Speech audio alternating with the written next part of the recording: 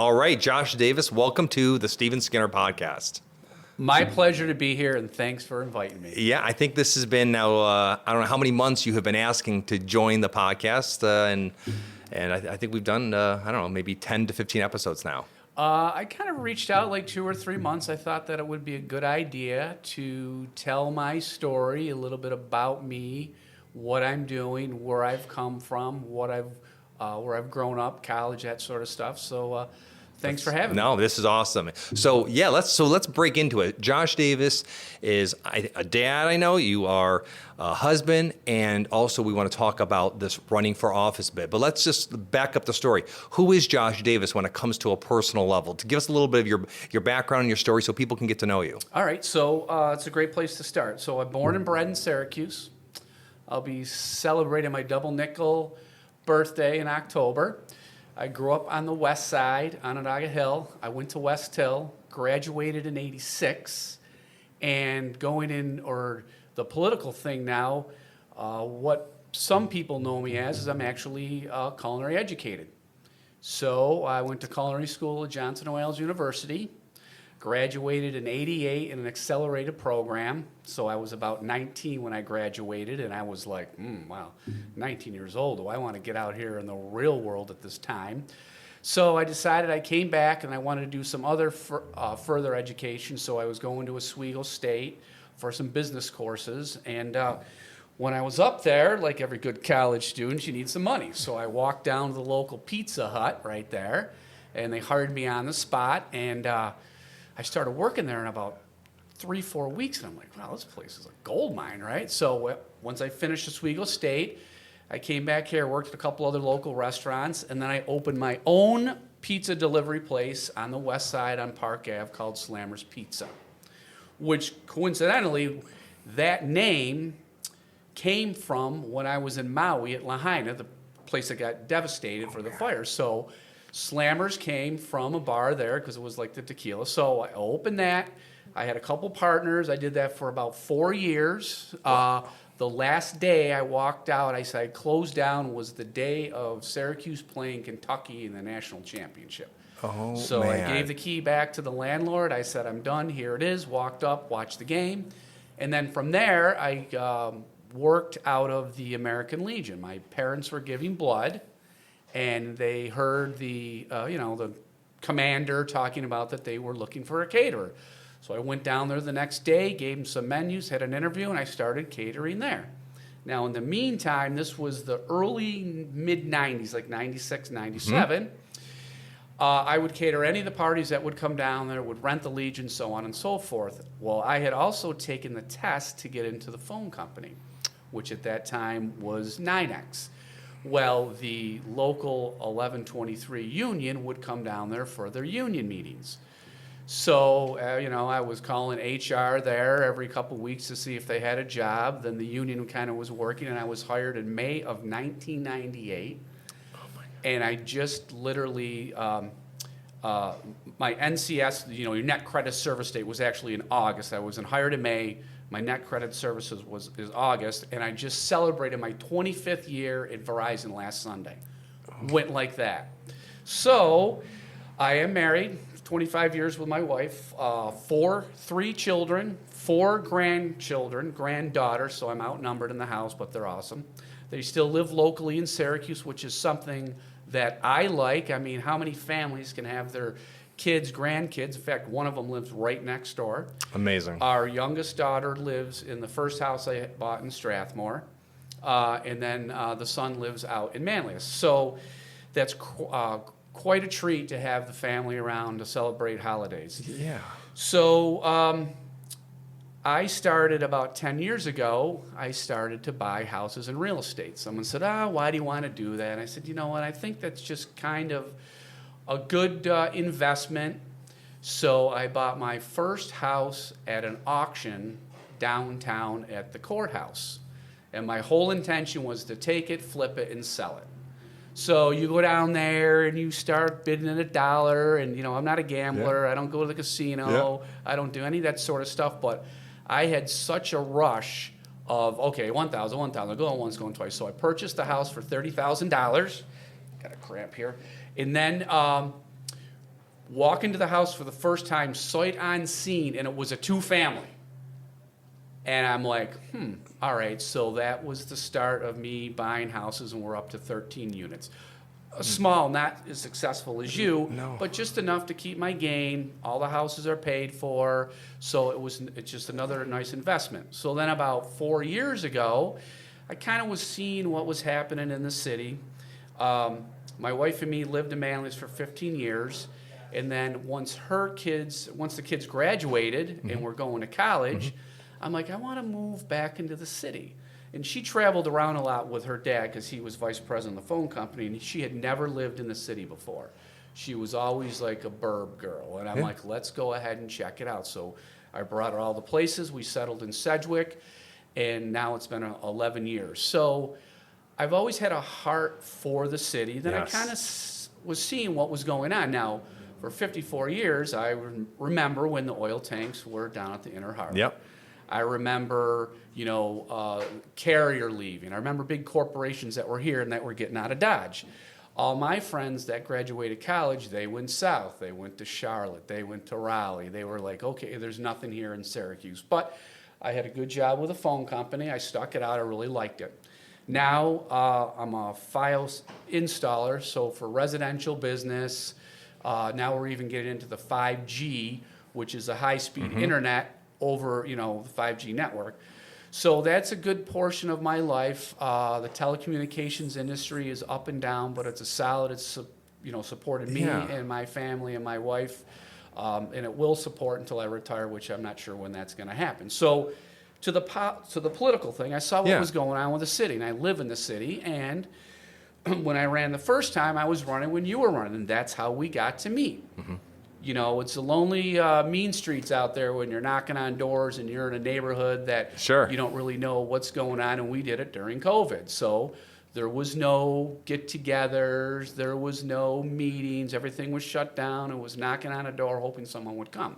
So I kind of really fell in love with what was going on in the city. So that race I did not win, but I learned a lot, met a lot of great people, and in fact, when I did lose, I had so many people the next day call me up and said, you did a great job. I'm like, but I lost. They're like, we were watching you. People were watching what you were doing. Me and my campaign manager, Liam. 17-year-old kid, 2 guys just taken to the streets. So they all said, you did a great job. We lost our first race, so run again. So I'm like, oh, all right, whatever. So I enjoyed the time off. And then with redistricting, which happens every 10 years, there's a census that comes out. So the census with a population, and where I live now, the districts merged. And I looked at the numbers. I looked at what kind of area it was, middle class, DeWitt, Fayetteville, Eastwood, East Syracuse, Sedgwick. And I'm like, I think I can do this again. So I had to ask my boss. My wife took her a couple weeks, so she said, hey, if you want to do it, let's do it. So the one thing about the county, which I think a lot of people don't realize, is the city of Syracuse, when Joni Mahoney and Stephanie Miner, they made their sales tax agreement. So the sales tax that's generated in the county, a certain portion of it goes to the city of Syracuse. That's where they get some of their funding from. A good portion of it. Last year was $100 million that they got from sales tax. So someone buys a house. Someone goes to a restaurant, someone buys a car, to a bodega. That sales tax is put in a pot and then it's divvied up. You also have your taxes, city, school, county, all that sort of stuff. So I've seen what is happening to the city. There's been a population growth downtown. I can remember 6-7 years ago coming down here on a Sunday, there wasn't a restaurant open. You're down here now, you got to wait in line or get a reservation to go to a restaurant. That's great growth. It's a city hub. But there's also crime that's involved. Yes. There's a lot of petty crime that's happening. Unfortunately, a lot of that is at the state level where we don't have a say because of bail reform. Now, right down the street, there was an article not too long ago, 37 or 39 cars stolen in a 90-day period right in Eastwood. That is just something that has to stop. I am definitely pro-police, but I'm also pro to let's bring people together. Now, Sure. running for the city and the county with the legislative districts, there's only 4 legislative districts that actually touch the city that have part to do with the city. Got it. The city of Syracuse is the biggest municipality within Onondaga County. So it behooves me, and I want to see the county do right to the city, and I want to see the city do right to the county, which also a lot of things that the county gives to the city people don't realize. Medicaid and Medicare comes from the county. Social services comes from the county. Child care that the county supplies is a county job. People don't Yes. realize that. They want to depend on the city. But there's got to be someone, I want to be a liaison and merge and let everybody know in the city and the county, so on and so forth. Now, you do, and you have done, and you will continue to do a great job in Eastwood about bringing that. But that should be a partnership with the city. It shouldn't be Steve Skinner's Yep. dollar, but it is, but that's okay. So, we beautify it. We can see what's happening there, the restaurants that are going on. The county has the streetscapes, for Main Street, so hopefully maybe get some of that going on. And let's just look at everything. There's a lot of divisiveness on the right, the left, everywhere. And I'm not just that person. I've never been that person. My dad was an independent. My mom was a Democrat. She was actually a woman's liber at that time. That was a terminology where, the father would provide and the women, and, the wives would stay home. Well, she wanted to work. And so I saw that. I grew up with that. I saw my dad get laid off from National Grid or Niagara Mohawk at the time, and then go, become a paper distributorship, then get his job back and have him wake me up at, 1 in the morning. Let's go somewhere, going to deliver papers. And then have him get back at 7 in the morning, get up and go to work to 4 and do it all over to provide. So I've always been a worker. I'm still with catering. I still have my phone company job for 25 years. I still have the real estate that I'm managing. So you're going to, I believe, you have to have a business sense and support the small businesses. You also have to have a sense, I'm for a hand up and not necessarily a handout. All the time. There are people that need it. I think your veterans should be taken care of. I think people that do need to have assistance is given assistance, but it has to be done, economically. It has to be done right, and we have to make sure that everything is managed correctly. We know what's coming to Onondaga County. Yep. We can see what's happening with Micron. When Micron was announced, and people don't realize that wasn't really the first one. Intel was the first one. They backed out, then Micron came. So with my job, I'm all over Onondaga County. I know right where White Plains was. I've driven by that, for 15 years when I was outside. I did work inside at a call center for 12. So soon as that sale was made public, or they were coming, I happened to drive by that next day. Every speck of land had a for sale sign on it. Yes. So we can see the development of what's going to happen and is going to change Onondaga County right now. So now my friends start calling me up. Hey, we want to come back. I see Onondaga County's coming around. Now you can just stay right down there. I don't know if we have enough space for you anymore. So I want to be part of that. I think I'm going to be the perfect person to merge the city with a county, see what development is out there. We need industry. Yep. We're going to have, they're saying 20,000 plus the residual manufacturers and then are coming with it. Right now, if you look, Onondaga County is the 11th biggest county in New York State. After Micron, we're going to jump into the top 10, and I want to be on the precipice of this. As a union worker, and at the phone company, you have management and union. I deal all the time on both sides. So you got to have someone who can negotiate. You have to have someone that can see what's going on and come to the middle and deliver for Eastwood, East Syracuse, DeWitt, Fayetteville, Sedgwick. They're all different areas. Not every single one is the same. You're going to have different things that each area wants, and you have to have someone that is in business, that's small business, that's a worker, a union worker, caterer, husband, grandfather, and we're just going to give it the shot, best foot forward, and the campaign's been going great. That's awesome. You realize, I realized the first time, it's not easy. There's not a lot of people that, put their foot forward for public service. But one day, one door, one knock, and here we go. That's amazing. I know a lot has changed since COVID. And again, I mean, you have a lot on your, I knew you did the lineman thing. So did you go from also being a lineman was it Verizon? Are you still with Verizon? Yep. So my first career started out, I was in a call center with repair. Remember the old telephones that everyone had? So you would call in, and if you needed a technician dispatched, then I would dispatch the technician. Then I went into a different division, which was collections. Yes. So if people didn't pay their bill, you'd have to call them up, or the phones get turned off. And then when the FSC, the Fiber Solution Center, when the phone company decided that, hey, we're going to run fiber optics to the door, someone had a vision that, internet and TV, that we do video service. Correct. Pretty much anything we roll out now is just data and internet, and the speeds are immensely. So there is a division, a lineman. The lineman will go ahead and put the telephone poles up and string the wires down the telephone poles.